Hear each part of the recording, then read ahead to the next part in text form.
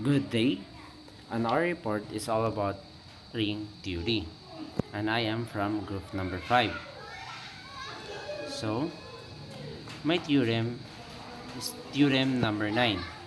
Let R be a ring with identity and A, B, element of R.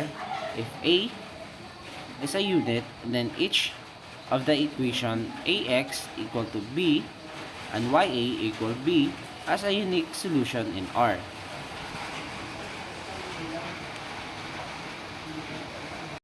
For our theory number 9, for example, AB equal EC,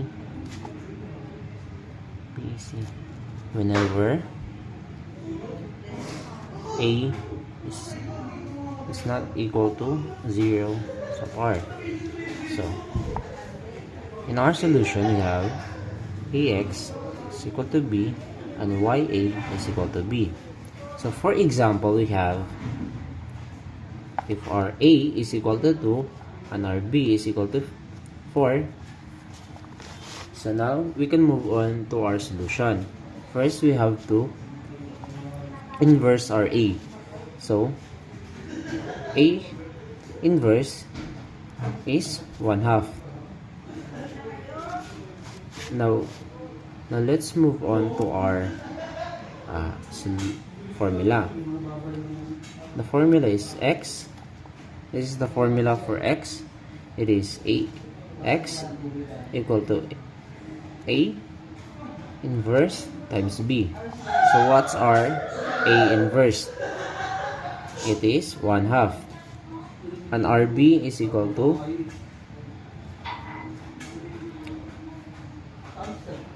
B is equal to 4. So 1/2 times 4 is equal to 2. Then, so notice that the answer of X is equal to A, which is 2. So now let's solve for our Y.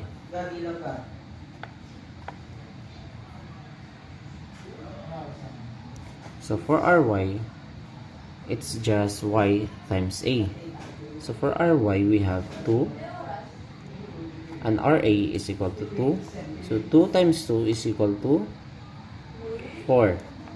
And notice that our 4 is equal to B. Now let's check for uniqueness. So if C is another solution, for example, C is another solution.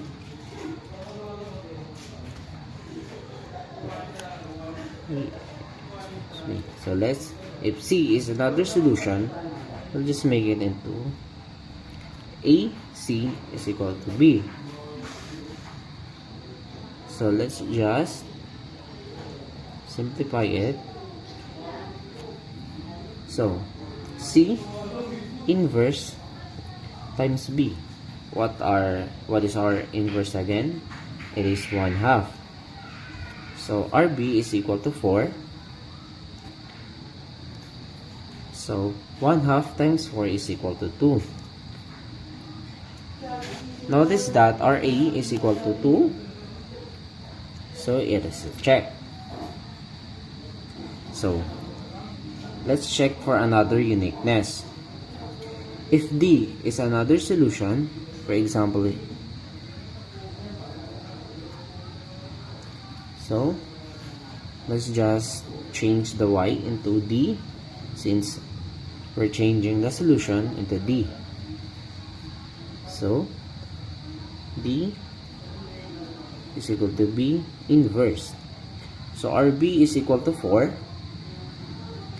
and our inverse A is 1/2.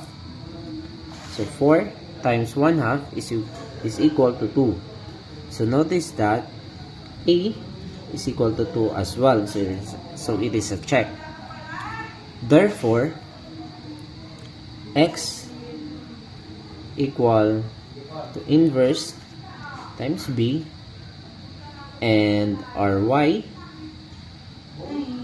B inverse is both equal to 2.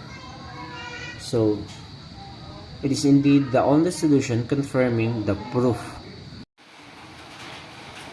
So now let's move on to our theorem number 10.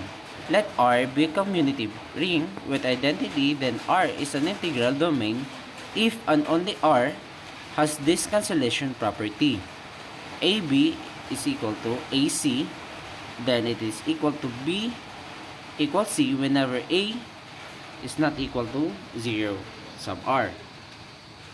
Move on to our theorem number 10 example. So, finding X. So, for example, our A is equal to 5, B is equal to 7, and C is equal to 7. So, since B is equal to AC, so let's just simplify it by the value. So 5 times 7 equal to 5 times 7. So it simplifies to 35 times 35. So since our A is not equal to 0 because our A is equal to 5, so let's check 5B equal to 5C. It is 7 is equal to 7. So RB is equal to C. So let's move on to our other example where C is not equal to 0.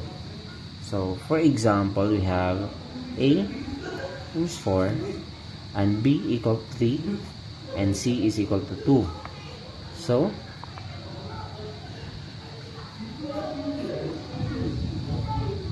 A 4 times 3 and 4 times 2.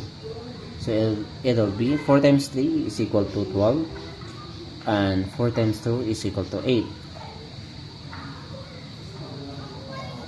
Since A is not equal to 0, this simplifies to